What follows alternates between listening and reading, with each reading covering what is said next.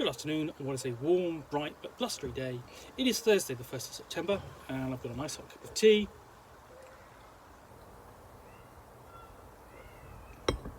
and a box to open. So let's see if I can find my way into this.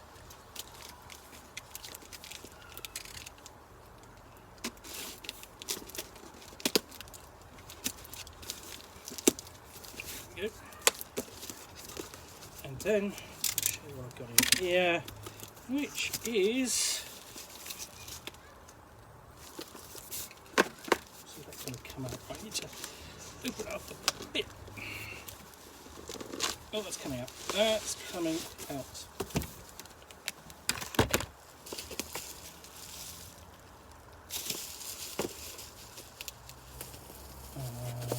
And it's been very well wrapped. I will give the send of that. But, try and find my way in.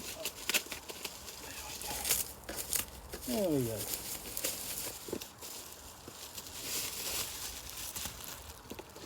This is Time Ship, a role-playing game of time, travel and adventure from Yaquinto. So Yaquinto was a publisher that put out a wide range of board games, lots of war games and some role-playing games in the 70s and early 80s. In particular, it was known for ironclads and warships or something like that, basically an American Civil War sort of era naval combat game, and also its album games, where the format of the game was as an LP. I've already unboxed Attack of the Mutants, and it was a very clever design. But it also did some role-playing games like Pirates and Plunder, and Man, Myth and Magic, and this. So, there are no more barriers. Yesterday you travelled to 600 million AD and solved a bizarre murder mystery. Today you watch amazed as the merchants of Gomorrah trade in vice and corruption. Tomorrow you will stalk the war-torn streets of Berlin in search of Adolf Hitler. You're a time traveller, and there are no more barriers when you play Time Ship, a role-playing game of time travel and adventure. Time Ship is an innovative and imaginative role-playing game that allows players to adventure in the strange areas and places as themselves, not as fictional characters who've been created by a few dice rolls. An analytically simple system starts players as average ability levels and allows each player to evaluate him or herself by improving some or reducing others. The result is that each player character creates a gaming character that mirrors both their positive and negative abilities based on their own judgment. Okay. Also introduces the concept of player power. Each player has a certain amount of personal power that is reduced through the performance of various activities and damage during the course of the adventure. For instance, a player could take a handgun into a 20th century adventure at minimal power cost. So, should that same gun be taken on an excursion into the 10th century, the power cost would be enormous. Another aspect of personal power concerns group energy, that element that activates the portals or gateways, allowing players to move in and out of time itself. Time Ship, like all other role-playing games, requires a judge or a game master called the Time Lord. The Time Lord, yes, the Time Lord, using the rules, adventure modules, and the imagination of the players, conducts the group into the past, present, or future. In addition to the 3 modules or time capsules that are enclosed in the game, Time Ship is wide open to creating your adventures. You are free to roam the ages, journey from the days of the dinosaurs to the mysteries of the ancient world to the glory of Napoleon. If the past is not enough, adventure in the present with the political intrigue and brushfire wars, or for the more adventurous souls, you may transcend the present and visit the future, where man's home is a universe populated with all manner of strange and alien beings. The potential for adventure and excitement is only limited by your imagination. The 3 time capsules are... Now this is quite an extensive blurb. Murder at the end of time. The date is 25th of August, 600 million AD. And you are standing beneath a blazing, unmoving sun. No crime has been committed on Earth for more than 300 million years until now. Your mission is to solve the mystery using the bizarre clues and peculiar witnesses. Assault on the Führer. On June 7th, 1956, World War III began when the Nazi government in Argentina, led by Adolf Hitler, invaded Brazil. Hitler escaped capture at the end of World War II and began the Fourth Reich in South America. It is now April 30th, 1945, and you are stalking Hitler through the bunkers beneath the city in flames. Your mission, and find him, then make it look like a suicide. The destruction of Gomorrah. It's May 2nd, 1979 BC, and you are Surrounded by the sights and sounds of the doomed city Gomorrah, famous for its vice and corruption, you arrived on a simple time traveller's holiday, but you find you must now stop the distraction to save yourself. Timesheet comes complete with a rulebook containing all the information necessary to get the players ready, well-organised rules of play, and 3 time capsule adventure episodes. A set of many maps for the time capsules, a pad of player character sheets, and a time lord screen containing the most commonly used charts and tables. That's quite a big blurb.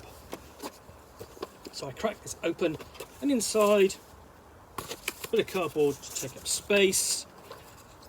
Don't have any dice, but that's the pad of character sheets. And that's the personal data sheet. There's more of them. Yes, if I needed more. The game science form for protecting your dice. A registration card for the game. You send that to Yaquinto. And what's this? This is...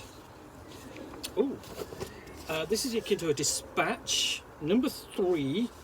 It's like the game is ironclad, as I mentioned earlier, and this is like a little newspaper they will put in with the issues. And this is some of the things that the publishers would do in the good old days before the internet. Yes, all right. They would put basically newsletters in, and these became sort of collectible in later days because there'll be announcements and little pieces of information. And this is quite an extensive bit. It's like essentially it's a large A3 sort of page of paper folded down, packed with information. You know, the Yaquinto for You of Origins 82, for example, on the back. A nice bit of history there, if you're into that sort of thing. And then handouts. So Gateway, Murder at the End of Time, and then Gateway, the Destruction of Gomorrah, and we have Gateway, Assassinate the Führer, and we've got a fire pit for the Gomorrah scenario, presumably in a map of Berlin in 1945. What else we've got here? Oh, more handouts. So this is going to be... Oh, there's a plan of Hitler's bunker. And of Gomorrah. And on the back, the location for the Murder at the End of Time.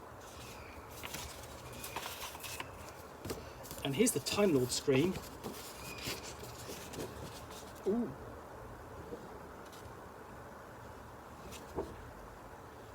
And it's sort of like it's got shape-changing guidelines, wild talents guide, physical activities, and so on. Target areas for hits received from non-player character attacks, combat modifiers, and so on. Range conversion table.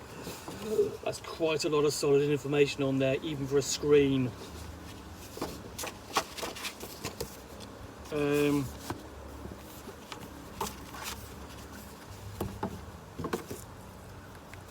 then we've got essentially we have the actual rules. Now the other thing is to note is all this sort of like all this extra printing was fairly easy for Yaquinto to produce because it was a printer, best known for doing playing cards and the sort of thing, and producing cardboard boxes and stuff like that. And so essentially what it moved sort of like or expanded into not just printing boxes and cards for other publishers, but content and cards for themselves, for their own content.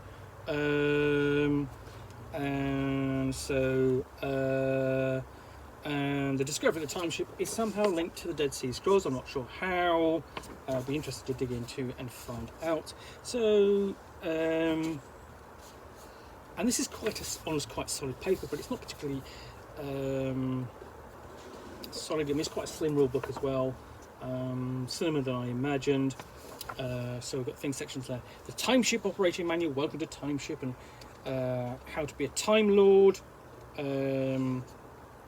and we've got a essentially the great ritual. The Time Lord, you basically let the table be settled on the east-west axis. Let the Time Lord face east. Let the Time Lord place his screen before him. Let him place a lighted candle or similar light source before the screen. Let the Voyagers sit, the player characters, and then there's a litany. Now begins the great ritual of the time ship. Is it your will to travel through the time stream? The Voyagers. It is. The Time Lord. Are your preparations made to your utmost satisfaction? The Voyagers. They are. Okay, that's weird. No bones about it.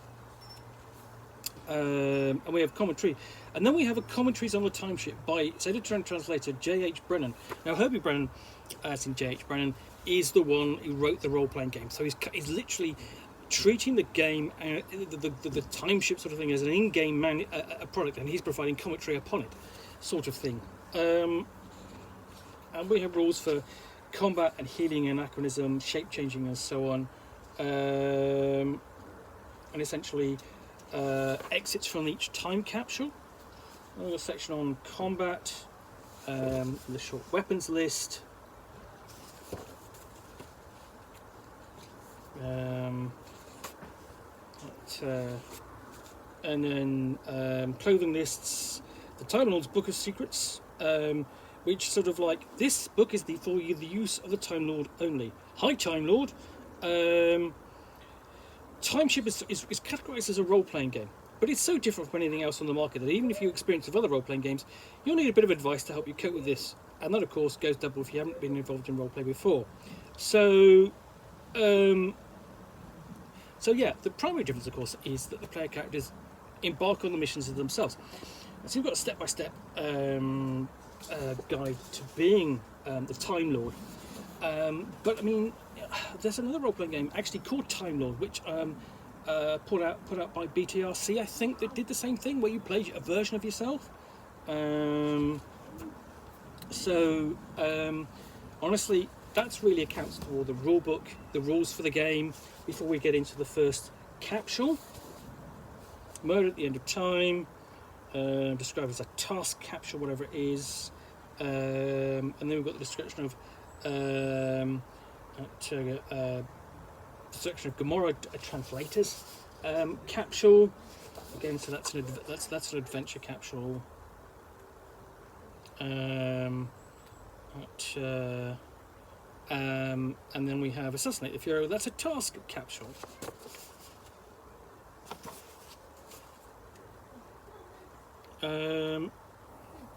So yes, and then you have just basic descriptions of everything around central Berlin in 1945, escape route streets, the Chancellery, propaganda mystery, Foreign Office, and then the Fuhrer bunker, and description of sort of like the contents of what's inside. And then and then sort of general tables of descriptions of what you might what you might find there in Berlin in general. And then you've got on the section the time ship personal data sheet and how to complete it. So yes, I don't know that. Okay, this is going to be interesting to review because it's a complete oddity. It's almost written by. The thing is, it's what, 1982, and you're kind of going, well, people they know what a role-playing game is, and this is just sort of like, just to kind of they get impression, it's sort of like a sidestep or two away from what a role-playing game kind of was back in the period. Now, in the early 80s were, of course, a period of experimentation, but not as probably as odd an experimentation as people are expecting. Presumably people were expecting along the lines of Doctor Who, or Time Tunnel, or something like this. This is a little bit weirder than that, and this is the only thing that was, as far as I'm aware, this is the only thing that was published for the game, and it has to be said, it's probably one of the weirder titles for time travel role-playing games available. I would actually if you wanted to do time travel these days, there are other options. And I'm wondering whether just how many people bought this and went and put this back on the shelf going, I'm not going to play this, or played one game and go, no, this is utterly odd. yeah, you know, look at instead of sort of like the Doctor Who role-playing game, Doctor Who Adventures in Time and Space, or you know, at other role-playing games that deal with time travel. I'm just thinking, essentially, there's the one that does from I've forgotten the name of it, but from Pelgrane Press, which looks and so on. There are others available. I suppose people were expecting something along the lines of Time Master from Pacesetter Games, which would have been a bit more pulpy and action orientated than this.